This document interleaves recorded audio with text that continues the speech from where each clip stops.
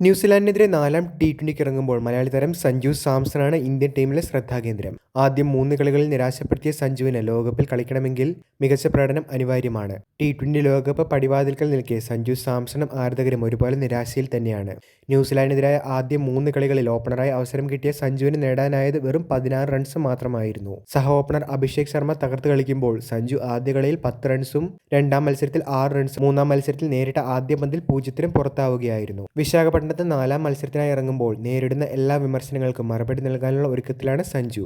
ടീമിലെ 2-ാം വിക്കറ്റ് കീപ്പറായ ഇഷൻ കിഷന് മുൻപിൽ സഞ്ജുവിന് വഴിമാറിക്കൊടുക്കേണ്ട സാഹചര്യവും ഫോമായില്ലെങ്കിൽ നിലവിലുണ്ട്. ആഭ്യന്തര ക്രിക്കറ്റിലെ മികച്ച പ്രകടനത്തോടുകൂടി ഇന്ത്യൻ ടീമിലേക്ക് തിരിച്ചെത്തിയ ഇഷൻ ഓപ്പണറായും മധ്യനിരയിലും ഒരുപോലെ തിളങ്ങുന്ന താരമാണ്. തിലക് വർമ്മയ്ക്ക് പരിക്കേറ്റതോടുകൂടി കിവീസിനെതിരെ അവസരം കിട്ടിയ ഇഷാൻ ആദ്യ കളിയിൽ 8 റൺസിന് പുറത്തായെങ്കിലും രണ്ടാം മത്സരത്തിലും മൂന്നാം മത്സരത്തിലും മികച്ച പ്രകടനങ്ങളായിരുന്നു കാഴ്ചവെച്ചത്. സഞ്ജുവിന് കടുത്ത വെല്ലുവിളി തന്നെയാണ് ഇഷൻ കിഷൻ ഇതിനോടകം ഉയർത്തിയിരിക്കുന്നത്. തിലക് വർമ്മ പരിക്കുമാറിയെത്തുമ്പോൾ സഞ്ജുവിന് പകരം ഇഷനെ കളിപ്പിക്കണമെന്നുള്ള വാദം ശക്തമായിരിക്കുകയാണ്. ഇനിയുള്ള കളിയിൽ റണ്ണടിച്ചില്ലെങ്കിൽ വലംകൈയ്യൻ ബാറ്റർ എന്ന ആനുകൂല്യവും സഞ്ജുവിനെ തുണച്ചേക്കില്ല. ടീമിലെ മറ്റു ബാറ്റർമാരായ അഭിഷേക് ശർമ്മ, തിലക് വർമ്മ, ശിവം ദുബെ, റിങ്കു സിംഗ്, ഇഷൻ കിഷൻ, അക്സർ പട്ടേൽ എന്നിവരെല്ലാം ലെഫ്റ്റ് ഹാൻഡ് ബാറ്റർമാരാണ്.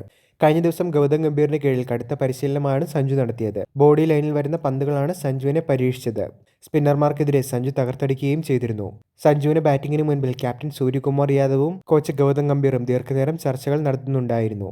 ഇരുവരും സഞ്ജുവിന്റെ ഓരോ നീക്കങ്ങളും സസൂക്ഷ്മം നിരീക്ഷിക്കുന്നുമുണ്ടായിരുന്നു. ഇതിന് പിന്നാലെ head coach Gambhir, batting coach Sitanshu Kotak, team analyst Hariprasad Mohan എന്നിവരുമായി പ്രത്യേക ചർച്ചയും നടത്തിയിരുന്നു. അഭിഷേക്, സഞ്ജു സാംസൺ ഓപ്പണിംഗ് സഖ്യത്തിലുള്ള വിശ്വാസം കൈവിടാൻ ടീം ഇന്ത്യ ഇപ്പോഴും തയ്യാറല്ല. ഈ പരമ്പരയിൽ തന്നെ ഫോം കണ്ടെത്താൻ ബുദ്ധിമുട്ടിയ ക്യാപ്റ്റൻ സൂര്യകുമാർ യാദവ് പിന്നീട് താളം വീണ്ടെടുത്തത് ടീം മാനേജ്മെന്റിന്റെ മികച്ച സപ്പോർട്ടിന് ഉദാഹരണമായി ചൂണ്ടിക്കാണിക്കുന്നുണ്ട്.